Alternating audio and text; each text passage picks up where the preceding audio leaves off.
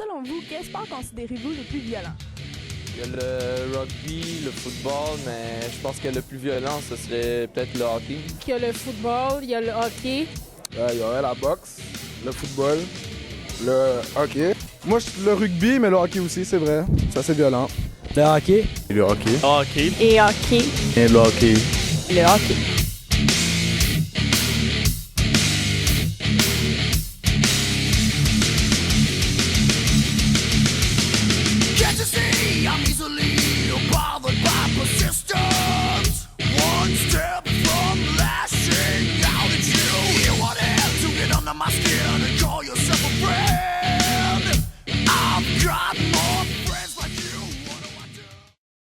C'est le plus beau sport au monde.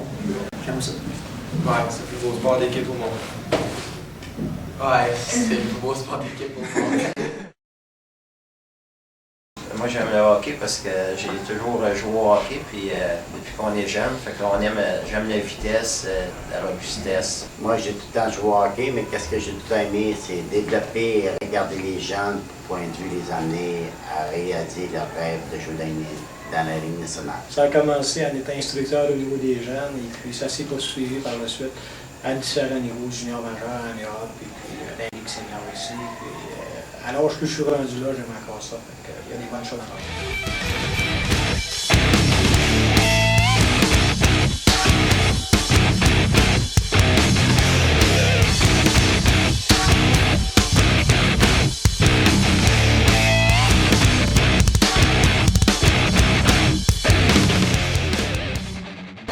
Je trouve pas ça bien comique, mais c'est sûr que ça fait partie du jeu.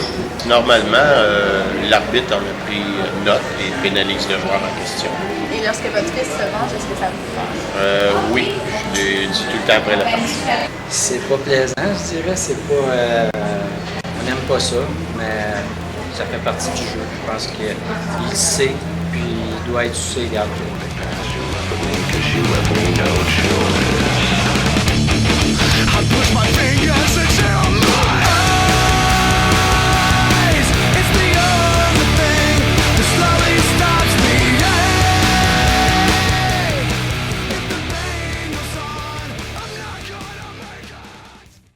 Je retiens son numéro, puis quand il y a rondelle, c'est sûr que je vais aller le voir.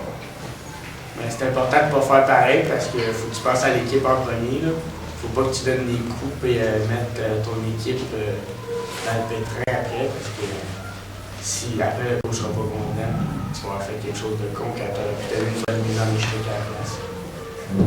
Moi avec, je retiens le numéro, puis quand j'ai la possibilité sans se faire donner une pénalité, je fais de quoi? Ça faut se contrôler, surtout si l'autre n'a pas une pénalité, ça ne peut pas en gagner. Comme ça, il ne peut pas avoir de Si c'est un coup vicieux, tu retiens son numéro.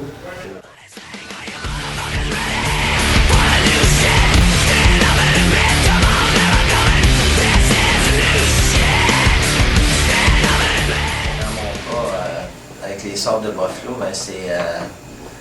c'est sûr que ça les a empêchés parce qu'il y avait 4 défenseurs, sinon il aurait probablement gagné la Coupe Stanley.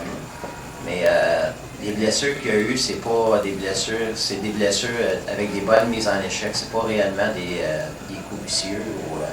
Parce que le jeu est rendu, les joueurs sont rendus tellement gros puis sont tellement en forme ces gars-là qu'avec la vitesse que tout se passe, il va y avoir des mauvaises blessures, c'est sûr, dans le temps. C'est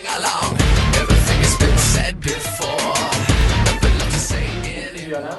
Puis la preuve de ça, c'est qu'on recrute nos joueurs partout dans l'Ouest canadien, aux États-Unis. C'est pas seulement que des joueurs du Québec.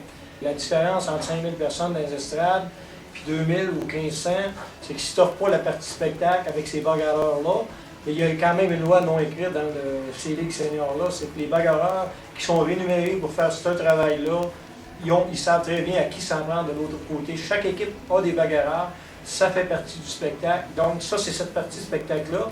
Il faut que tu aies une partie spectacle de hockey aussi.